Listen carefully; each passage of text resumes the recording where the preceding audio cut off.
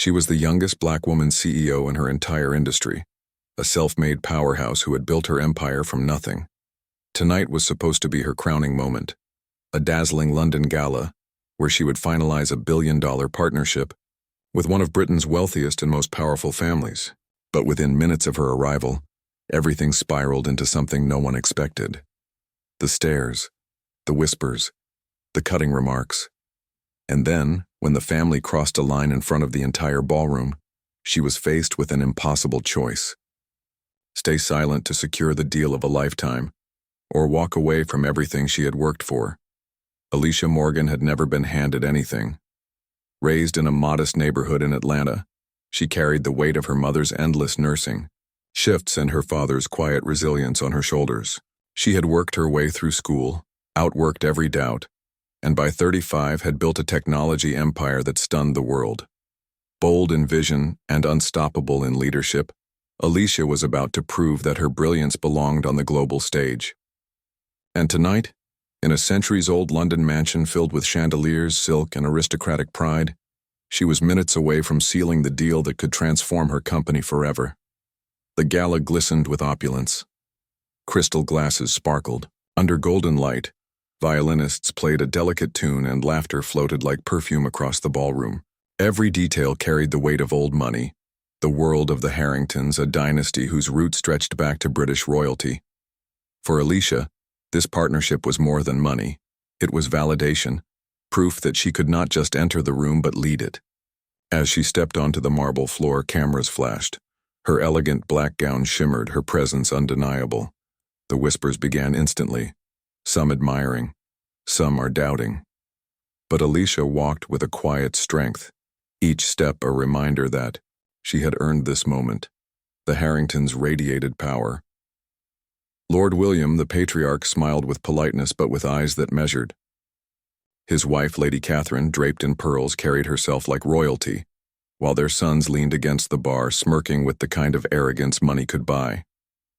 As Alicia approached, the ballroom seemed to pause.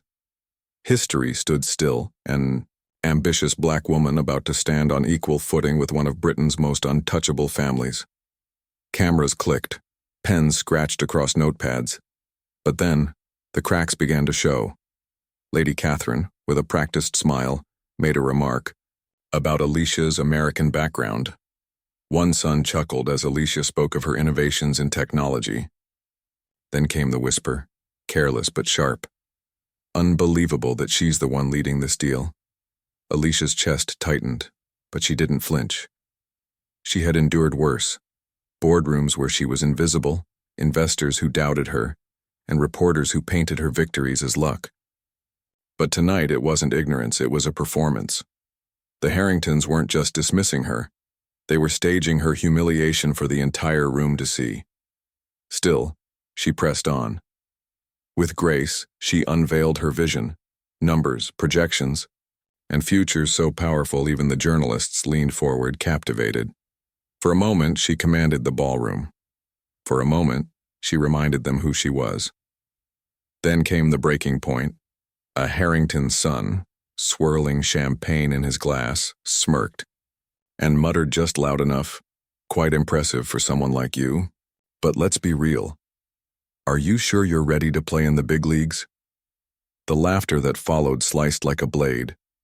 The air thickened with centuries of unspoken rules. Who was allowed respect, and who was expected to bow quietly? $1 billion hung in the balance. Every gaze fixed on Alicia. What would she do? She could have swallowed the insult, smiled politely, signed the deal, and left with her empire secured. That was what they wanted. That was what they expected. Instead, she inhaled slowly, lifting her chin, her eyes locked onto Lord William's. In that moment, she wasn't just Alicia Morgan, the CEO. She was every woman told she was too ambitious. Every black professional was told they didn't belong. Every dreamer cut down by arrogance and prejudice. Her voice was steady, but it carried fire. "If respect is the price of this deal, then your money is worthless to me." The ballroom gasped. Pens froze mid-sentence. The Harrington sons, laughter died on their lips.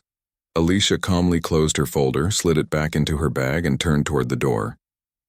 Each click of her heels against marble echoed like thunder, shaking the room more than any deal ever could. She had just walked away from $1 billion, but she had chosen something far greater: her dignity. The cool night air met her like freedom. Reporters rushed forward, cameras flashing, microphones stretched toward her. Within hours, headlines lit up across the globe. Black CEO walks out on $1 billion deal after racist insult. The story wasn't about the Harringtons anymore. It was about her courage. Investors who had once hesitated now saw her strength.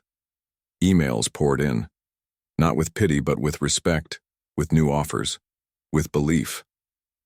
Around the world, her story spread, like wildfire, an anthem for resilience. Inside the mansion, the Harringtons' empire of control cracked. They had tried to humiliate her, but instead they humiliated themselves before the world. Alicia knew what she had lost that night: $1 billion partnership. But what she gained was immeasurable. She had shown that no amount of wealth could ever define her worth. She left the world with a message, one etched in marble for anyone who dared question her place. Respect is not negotiable. Dignity is not for sale. And sometimes the most powerful move is to walk away.